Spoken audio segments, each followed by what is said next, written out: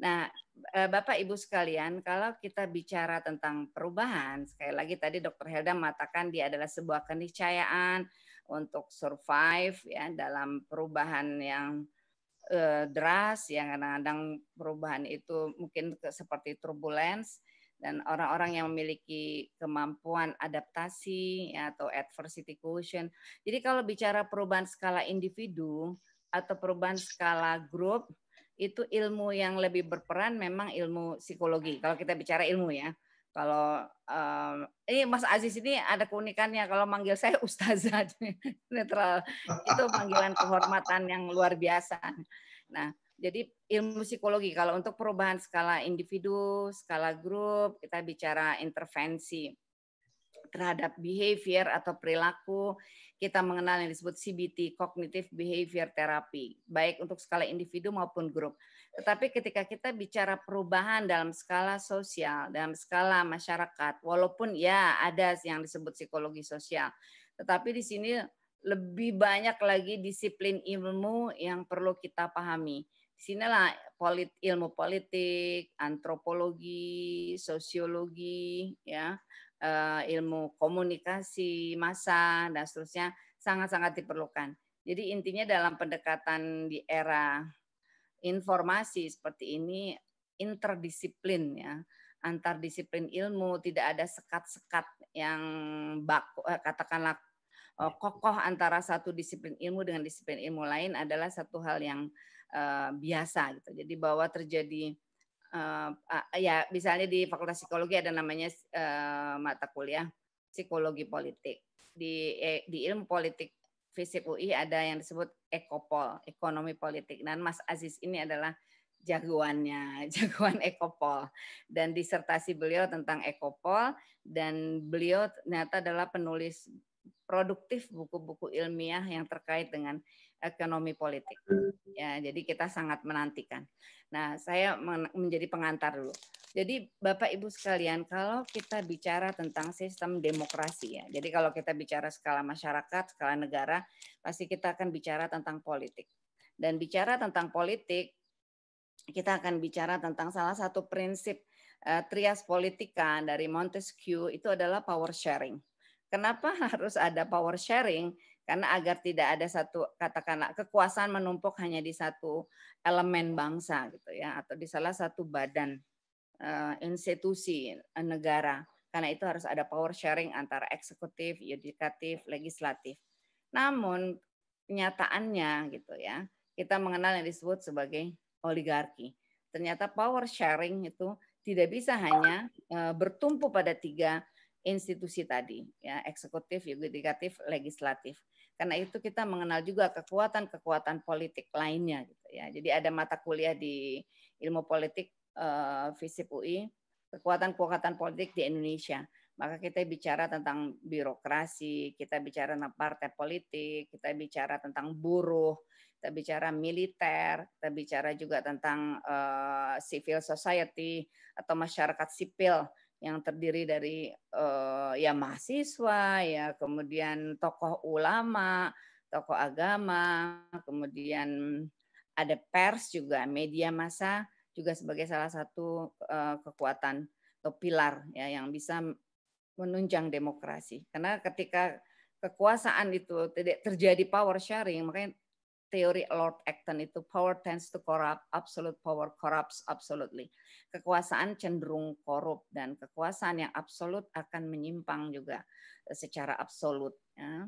Makanya Harold Laswell mengatakan politik ini soal who gets what, when, and how. Siapa dapat apa, kapan, dan bagaimana gitu caranya. Itu pasti kaitannya diantaranya adalah soal mendapatkan power, kekuasaan, otoritas, dan kemudian tentunya juga resources. Ya. Jadi kita mencoba melihat bahwa perubahan masyarakat, ya perubahan skala negara, yaitu perubahan yang harus mendasar, perubahan yang sistemik, yang elementer. Kalau tidak, contoh, kita mengenal disebut kemiskinan struktural, ya kemiskinan yang disebabkan oleh sistem politik dan juga sistem ekonomi ya.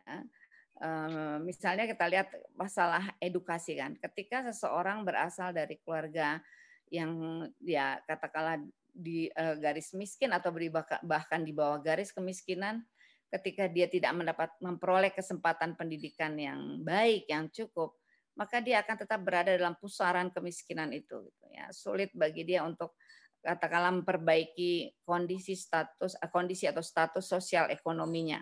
Karena itu perlu ada terobosan-terobosan. Sementara seseorang yang istilahnya lahir dengan sendok emas gitu di mulutnya, dia dari keluarga yang berkecukupan, memperoleh akses pendidikan yang luar biasa, bahkan juga sampai sekolah ke luar negeri gitu ya. Kisah-kisah anak tukang becak jadi sarjana itu adalah kisah-kisah heroik yang sampai menjadi karena sedikit maka dia menjadi sebuah cerita gitu ya.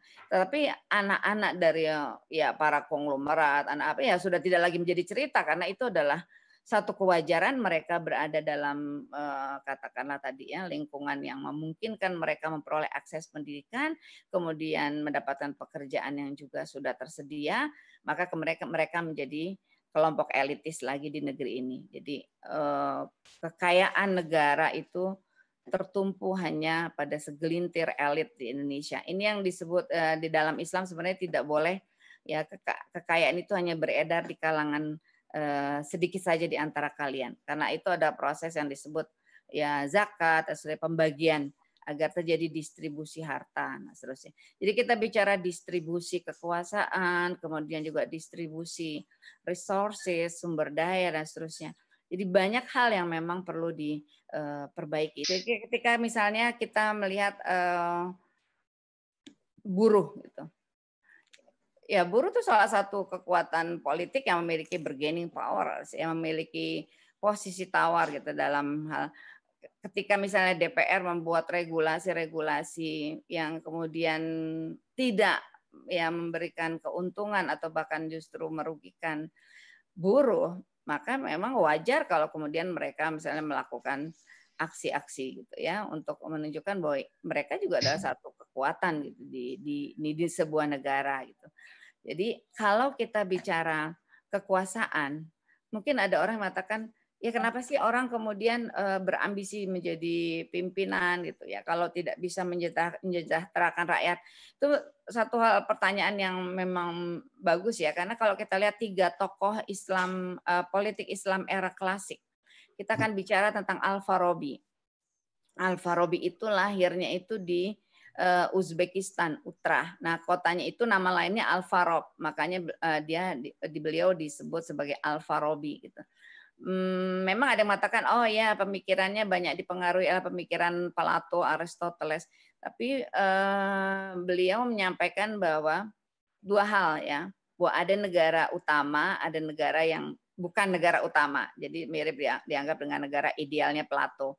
Dia mengatakan negara utama itu adalah negara di mana ada prinsip-prinsip yang kita kenal sebagai prinsip Islam. Kal jasadil wahid, seperti tubuh yang satu. Rakyat harus merasakan penderitaan rakyat yang lain. Jadi nggak bisa ada orang yang tenang-tenang dalam kondisi berkecukupan, padahal ada orang yang ya di bawah garis kemiskinan, yang untuk makan saja susah. Seharusnya tidak ada seperti itu gitu. Solidaritas di dalam sebuah negara itu harus kuat. Bukan berarti mereka itu sama dan sejenis ya, atau sama harta kekayaannya sama rata sama rasa enggak. Tetapi ada yang disebut oleh beliau kolaborasi gitu ya. Kolaborasi dan saling melengkapi satu sama lain. Itu Al-Farabi. Juga pemikir lalu dia berbicara tentang pemimpin. Menurut dia peran pemimpin sebuah negara sangat penting dan harus memiliki kapasitas dan kecerdasan di atas rata-rata, kata Al-Farabi. Lalu yang kedua adalah tadi Al-Farabi, Mawardi Basroh, Irak. Ya, beliau hidup di masa dinasti Abbasiyah mengalami gejolak. Banyak negara-negara yang ingin melepaskan diri dari kekhilafahan atau dinasti Abbasiyah ya. Jadi beliau juga sama mengungkapkan tentang konsep negara. Negara itu harus mengayomi rakyatnya, negara itu harus memproteksi atau melindungi rakyatnya, menyejahterakan rakyatnya. Pemimpin itu harus punya peran yang bahkan dia menyebut ada 10 tugas pemimpin negara gitu ya. Di antaranya tentu adalah menyejahterakan rakyat. Yang ketiga adalah kalau tadi Mawardi, Basro, Irak, Ibnu Khaldun. Ibnu Khaldun di Tunis, Afrika, ya Tunisia atau Afrika Utara. Nah, beliau juga sama disebut sebagai bahkan disebut sebagai bapak sosiologi gitu ya, penggagas ilmu sosiologi. Sebenarnya juga politik juga ya dalam bukunya pembukaannya Mukaddimah aja padahal itu adalah paruh pengantar dari buku-buku yang berikutnya beliau terbitkan, tapi terkenal sekali Mukaddimah Ibnu Khaldun ini. Jadi kalau kita bicara Utsman bin Affan radhiyallahu anhu, sahabat Nabi, mengatakan bahwa Quran membutuhkan power, ya, membutuhkan kekuasaan untuk bisa diimplementasikan. Jadi perlu ada kekuasaan, otoritas ya negara untuk bisa menjalankan Al-Qur'an. Jadi walaupun tadi kata Lord Acton, power tends to corrupt, absolute power corrupts absolutely. Jadi tetap saja kekuasaan itu dibutuhkan, kekuasaan otoritas dibutuhkan untuk tadi penyelenggaraan negara, perbaikan masyarakat dan seterusnya. Tetapi dia tidak boleh kemudian menjadi kecenderungannya untuk kemudian absolut gitu ya, kemudian menyimpang, karena itu perlu ada power sharing. Dan ternyata power sharing di antara 3 elemen atau 3 institusi negara, eksekutif, legislatif, yudikatif tidak memadai karena kita mengenal adanya mafia peradilan, kemudian ya tebang pilih dalam hal penegakan hukum, kemudian tadi DPR yang menjadi stempel eksekutif, tidak menjalankan fungsi pengawasan dan seterusnya. Karena itulah dibutuhkan munculnya atau katakanlah menguatnya faktor kekuatan-kekuatan lain di masyarakat. Itu tadi ya. Partai politik harusnya juga menjadi salah satu unsur kekuatan di Indonesia yang bisa mengupayakan edukasi masyarakat dan seterusnya. Kemudian tadi buruh, kemudian militer, kata Samuel Huntington kan objective civilian control gitu. Harusnya memang militer ya itu di bawah kekuatan masyarakat sipil, kekuatan sipil artinya bahwa dia bertugas dalam hal keamanan. Jadi kalau kita bicara perubahan, tidak sederhana hanya perubahan skala individu, walaupun semua bermula dari perubahan skala individu. Di sini intervensi ilmu psikologi sangat berperan. Ya. Juga kemudian skala grup. Ternyata perubahan skala individu, skala grup ini harus kemudian menjadi perubahan yang masif kan, dan di skala masyarakat dan di skala negara. Dan dibutuhkan peran dari seluruh kekuatan-kekuatan politik Indonesia. Kita banyak yang mempertanyakan sempat mana ini mahasiswa sebagai moral force gitu ya, sebagai kekuatan moral di Indonesia yang selalu berpihak kepada rakyat. Ada fase di mana mahasiswa seolah-olah bungkam gitu atau dibungkam atau kemudian asik dengan kehidupan yang tanda kutip ya, hanya dengan ya dulu tahun 70-an 80-an ada istilah pokoknya mahasiswa itu buku pesta cinta gitu ya. Tetap kita tidak berharap itu menjadi ya katakanlah slogan mahasiswa saat ini gitu kan. Setelah reformasi kemudian melempem lagi dan seterusnya, padahal ya peran mahasiswa itu masih sangat dinantikan. Terus kita tiba-tiba muncul juga melihat ada yang disebut the power of emak-emak gitu. Ternyata ketika gemes anaknya nggak bergerak, emak-emak turun gitu ya dan menyampaikan banyak hal. Sekarang ini kan seperti jadi ada yang mengatakan gini, sulit kejadian misalnya di beberapa negara itu terjadi di Indonesia karena tipe masyarakatnya dan seterusnya. Jadi memang faktor edukasi di masyarakat Indonesia ini satu hal yang terus perlu digalakkan. Kenapa? Ya karena batasnya tipis antara apatisme dengan kebodohan yang dipelihara atau ini soal kepasrahan dan tawakal gitu. Sehingga kemudian tidak ada tadi yang kalau menurut Al-Farabi, menurut Ibnu Khaldun, menurut Al-Mawardi, tiga-tiganya berbicara tentang pentingnya peran pemimpin untuk penyelenggaraan negara yang menghasilkan nilai-nilai utama, nilai-nilai kebajikan yang kemudian judulnya adalah membahagiakan, bahkan kalimatnya itu bukan menyejahterakan loh. Al-Farabi itu bicara bagaimana membahagiakan rakyat. Ibnu Khaldun juga, kemudian Mawardi juga bicara tentang membahagiakan rakyat. Kalau dilihat level of happiness-nya gitu, rakyat Indonesia tingkatannya ya masih rendah gitu. Nah, tapi tadi karena rakyat Indonesia itu insya Allah mayoritas Muslim yang populasi Muslim terbesar di dunia, yang punya tingkat keimanan dan ketawakalan yang tinggi. Jadi kadang-kadang pemimpin menganggap everything is okay gitu karena rakyatnya itu nerimo seperti itu. Ya padahal tidak bisa dibenarkan, tetap saja fungsi pemimpin itu adalah untuk meningkatkan kesejahteraan rakyat. Dengan sekarang ya buat ibu-ibu rumah tangga itu berat sekali harga-harga yang melonjak naik, nilai tukar dolar yang sudah hampir mendekati 16.000 dan seterusnya. Nah, sini nih kita melihat kadang usaha kecil menengah gitu ya rakyat dengan toko warung-warung itu ya dilindas. Nah, ini Mas Aziz ini ahlinya, dia disertasi tentang ini. Dengan adanya toko-toko yang modalnya besar, jadi ujungnya memang ya siapa yang modalnya besar dia akan semakin kaya, semakin kaya, semakin kaya karena dengan modal besar dia bisa menjual dengan harga lebih murah. Sementara warung-warung kecil ya tidak bisa. Akhirnya lama-lama banyak warung-warung yang tutup, ya rumah makan kecil yang tutup. Ujungnya memang yang pemilik modal itu yang sembali besar. Nah, jadi tadi yang Mawardi bilang, Al-Farabi bilang, Ibnu Khaldun, di mana fungsi negara untuk membahagiakan rakyat? Di mana fungsi negara untuk membahagiakan rakyat? Nah, jadi kalau kita bicara perubahan skala negara, skala masyarakat, semua kekuatan-kekuatan politik di sebuah negara harus merasa punya saham untuk perbaikan masyarakat dan negara. Jadi power sharing gitu, tidak hanya secara perundang-undangan, secara legal macam terbagi tadi trias politika Montesquieu. Tetapi tadi kekuatan-kekuatan yang lain di luar tiga kekuatan tadi tetap harus memainkan peran untuk perbaikan di dalam skala masyarakat dan skala negara. Jadi bermula dari awareness gitu. Ya, ini adalah kesadaran seseorang untuk bisa katakanlah berbuat sesuatu untuk negaranya. Kalau mau ya hidup senang sendiri mungkin kita nggak usah mikir, udahlah kita bisa katakanlah survive. Tapi kalau kita kemudian berpikir ya dalam konsep Islam khairun nas anfa'uhum linnas gitu. Ya, the best among of you is the most contributive one. Kita pasti selalu ingin berpikir kontribusi apa yang bisa saya berikan untuk bangsa dan negara ini gitu ya. Kontribusi apa yang bisa kita berikan untuk kalau kita melihat ya rakyat yang miskin, masyarakat yang terpinggirkan dan seterusnya karena masalah ya ekonomi dan kemudian belum lagi yang karena masalah perbedaan pandangan politik juga kemudian ada di penjara-penjara dan seterusnya. Itu satu hal yang membutuhkan ya bangkitnya tentunya para pemikir, para ilmuwan, para akademisi.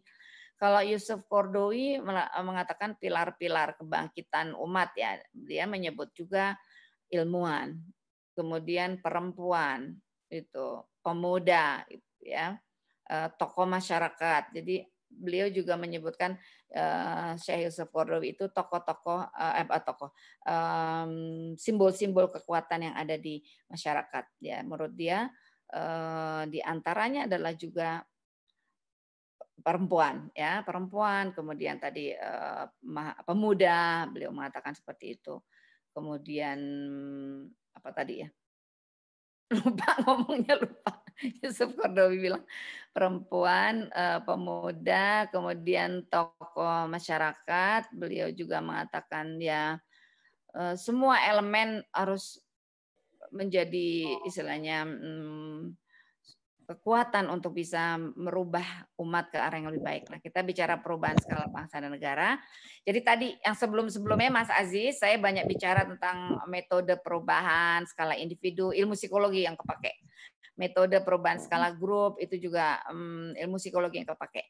Nah, di sini kita bicara perubahan skala masyarakat dan negara, ilmuwan tadi yang Yusuf Qaradawi, ilmuwan atau akademisi itu sangat juga berperan untuk memberikan pencerahan, mencerdaskan rakyat dan seterusnya. Jadi rakyat itu berasal dari bahasa Arab ya. Jadi dari ro'iyah. Jadi yang dipimpin itu. Ro'i itu pemimpin. Jadi bahasanya aja rakyat dari bahasa Arab ya, yang dipimpin. Nah, kalau kemudian ya sebenarnya berjalan ini ya, artinya saling kalau mengharapkan, "Kok kita nggak dapat pemimpin yang baik ya?" Terus ya seperti di zaman Ali bin Abi Thalib, "Oh di masa Umar bin Khattab kita seperti ini seperti ini seperti ini." Maksudnya kehidupan lebih stabil segala macam. Ali bin Abi Thalib mengatakan, "Di masa Umar memimpin rakyatnya seperti aku." Dan di asa aku memimpin rakyatnya seperti kamu. Ya di antaranya ungkapan Ali bin Abi Thalib itu menunjukkan bahwa memang timbal balik gitu, ketika rakyatnya tidak mampu juga, memberikan katakanlah, memilih pemimpin yang baik karena tingkat tadi kesadaran yang rendah, apatismenya yang menguat, dan seterusnya, maka kemudian ya sulit untuk mendapatkan pemimpin yang baik gitu ya. Mungkin ini satu hal yang bisa saling berkaitan satu sama lain. Itu Mas Aziz. Jadi saya bicara tentang power sharing, kemudian itu adalah distribusi kekuasaan untuk menegakkan sistem demokrasi agar ada fairness, agar ada keadilan ya, keterbukaan, partisipasi. Tetapi ternyata kemudian terjadi oligarki gitu ya. Karena itulah dibutuhkan menguatnya kembali kekuatan-kekuatan politik di luar tiga elemen tadi power sharing itu untuk kemudian terjadi perubahan yang lebih masif, bukan hanya perubahan skala individu, perubahan skala grup, skala perusahaan, tapi perubahan skala bangsa dan negara.